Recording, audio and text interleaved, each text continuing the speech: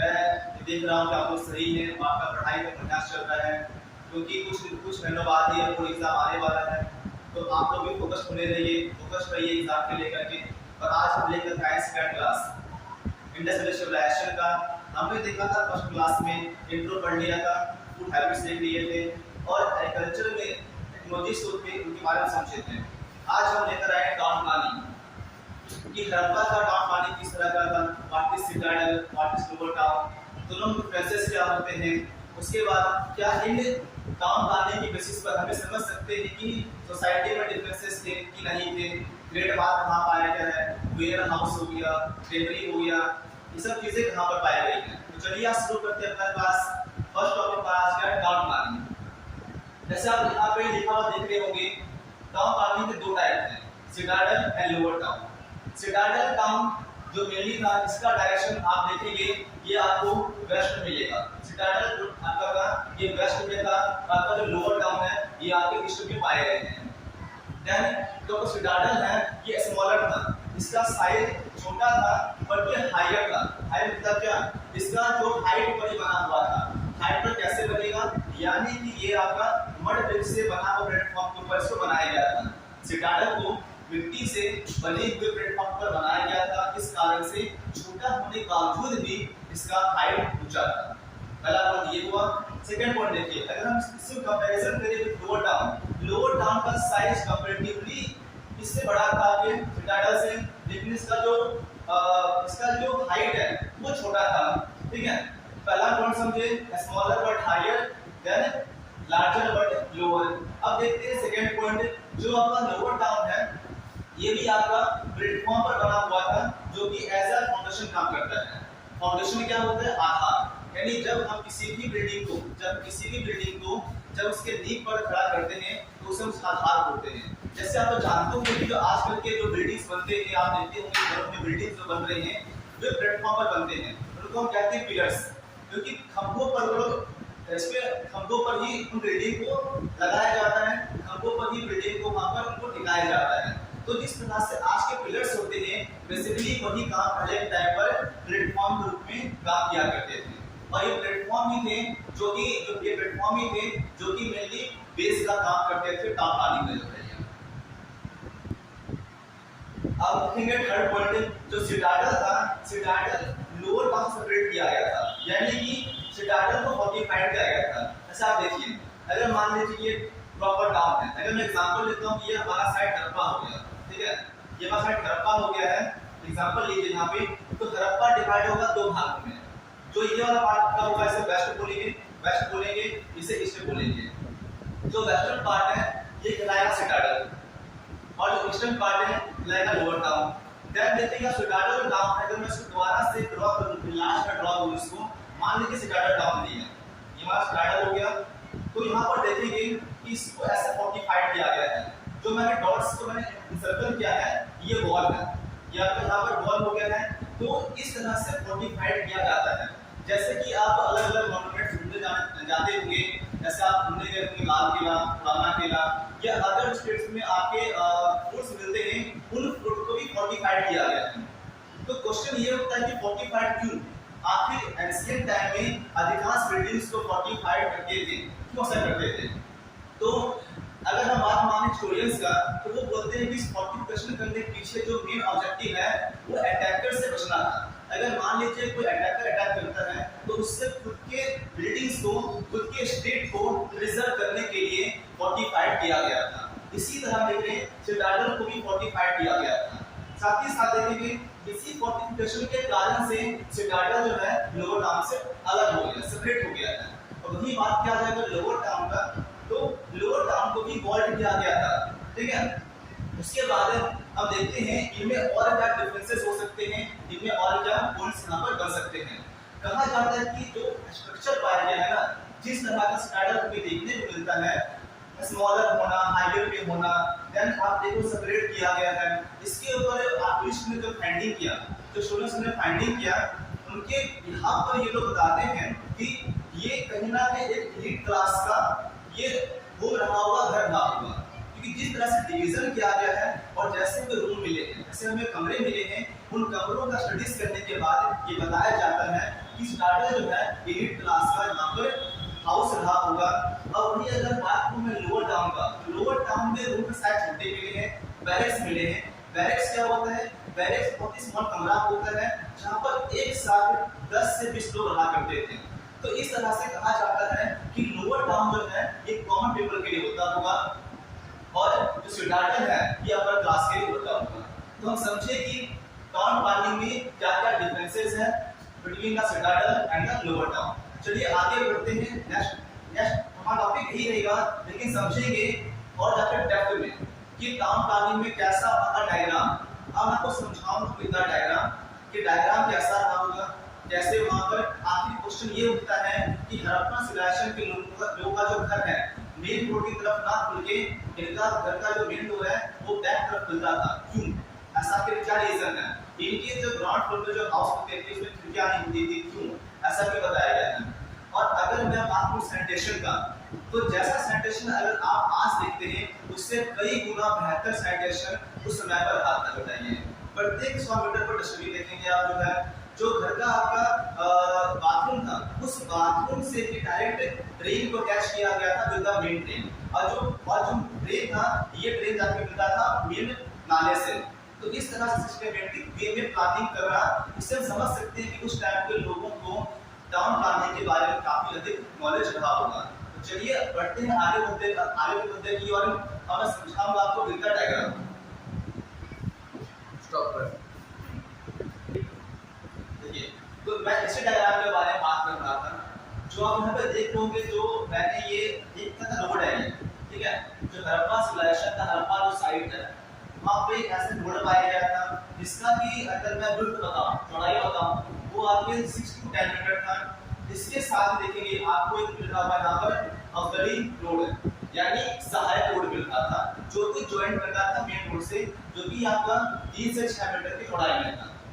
ठीक है, देन मैंने जो बात कहा था आपसे कि हड़प्पन के जो हाउसेस हैं, ठीक है, आपको दिख रहा होगा हड़प्पन के हाउसेस हैं, इसका जो मेन गेट है या तो गली की ओर खुला हुआ है।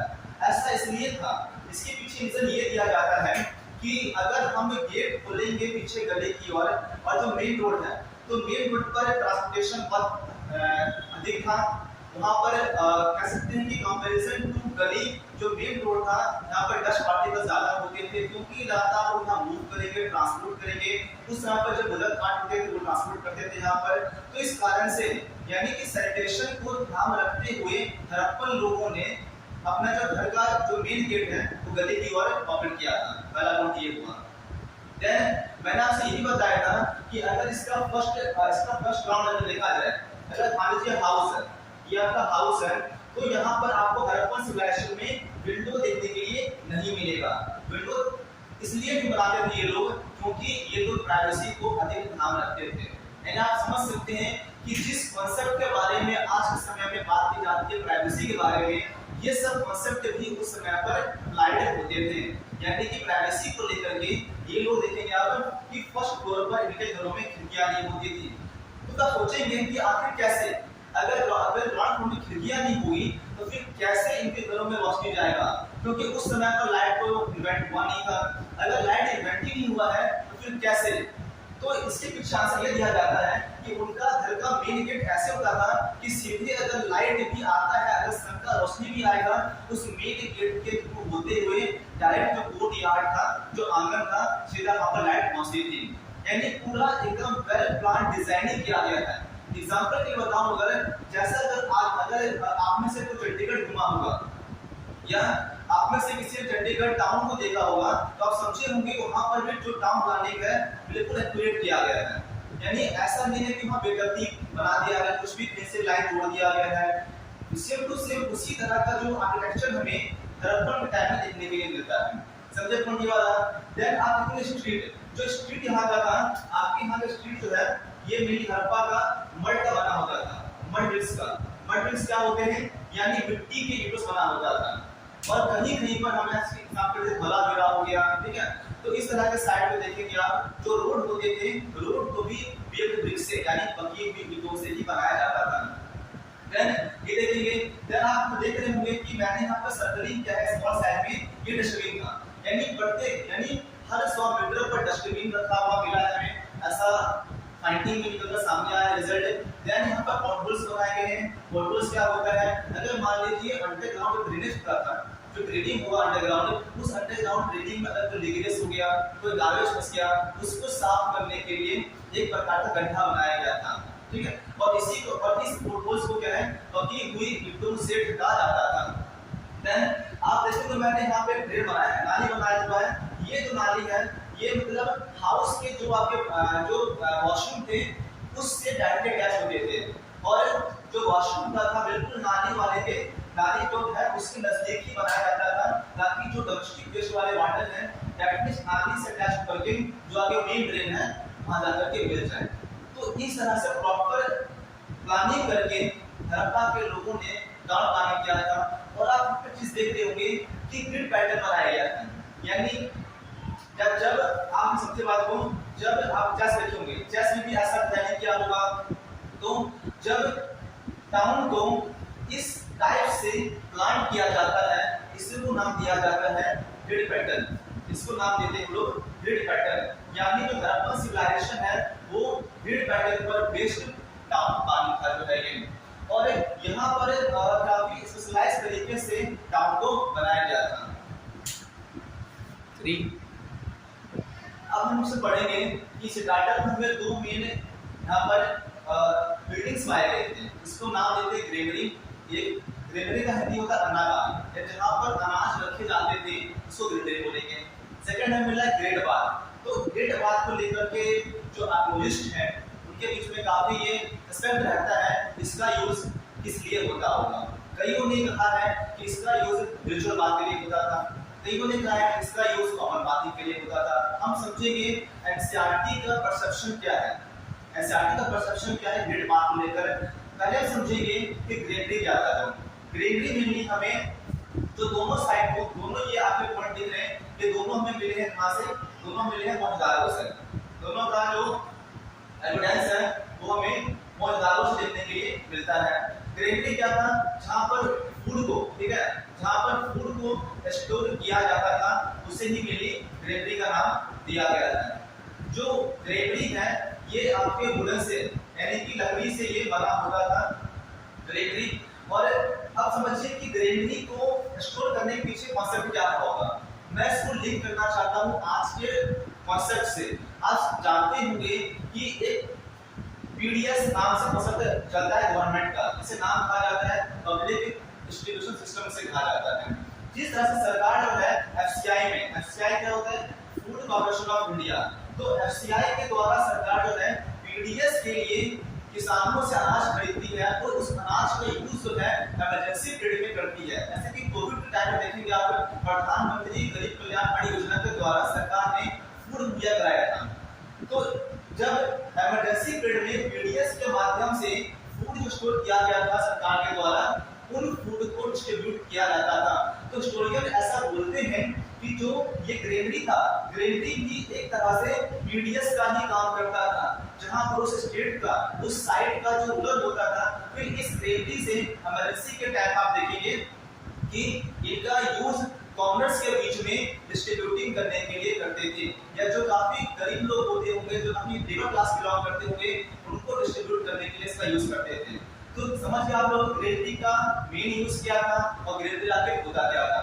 चलिए बढ़ते हैं आगे की ओर। जो हमारा नेक्स्ट टॉपिक है वो है ग्रेड बार। यहाँ समझेंगे कि जो ग्रेड बार है इसका यूज क्या था। पहला अगर इसको पिक्चर में ड्रा करता हूँ ग्रेड बार, देखिए आप ग्रेड बार बिल्कुल इस तरह का था।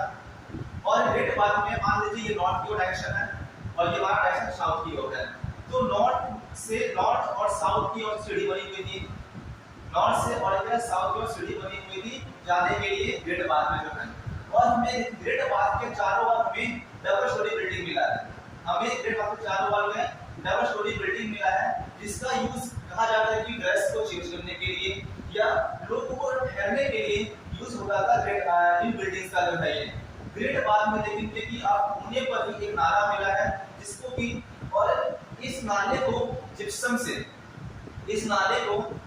से इसको अटैच किया गया था। फिर इस नाले को जो मेन आपका ड्रेनेज है उससे इसको ज्वाइन कर दिया गया था, ताकि और इसी थ्रू क्या इस पेड़ में आपको पानी आता तो ऐसा पानी निकलता नहीं था। बताइए, ठीक है, ये पॉइंट हो गया आपका। और जो कहा जाता है इसके बारे में कि मेनली रिचुअल बात है, एक प्रकार का ये रिचुअल बात है। एनसीईआरटी भी यही कहता है कि गेट बात का यूज एक तरह से रिचुअल बात के लिए होता था, यानी धार्मिक अनुष्ठानों के टाइम पर जो स्नान होता है। आप समझते होंगे कि हिंदू धर्म में जब कोई समारोह होता है, कोई आयोजन किया जाता है, तो वहां पर सबसे पहले स्नान कराया जाता है। यानी कि जब पूजा पाठ से पहले स्नान कराया जाता है, सेम टू सेम कहीं ना कहीं हमें ऐसा एक कॉन्सेप्ट हमें नजर आ रहा है यहाँ पर भी कि यहाँ पर कुछ भी फंक्शन होने से पहले रिचुअल बात किया जाता था। अब ये क्वेश्चन राइजिंग होता है कि इस ग्रेट बात का यूज करता कौन था। तो अधिकांश किताबों में लिखा गया है कि इसका यूज एलिट क्लास या तो जो पॉलिटिकल या हायर पर्सन होगा वो फंक्शंस को जब वहां पर आयोजित करता था, तो उस दौरान देखेंगे कि रिचुअल बात का यहाँ पर यूज होता था। तो ये आपका प्रॉपर टाउन प्लानिंग हो गया है। एक पॉइंट में मिस कर गया था कि बताना कि हड़प्पा के यानी जो टाउन प्लानिंग है इंडस वैली का, वहाँ के सभी घरों में हमें सभी घरों में वेल मिला है।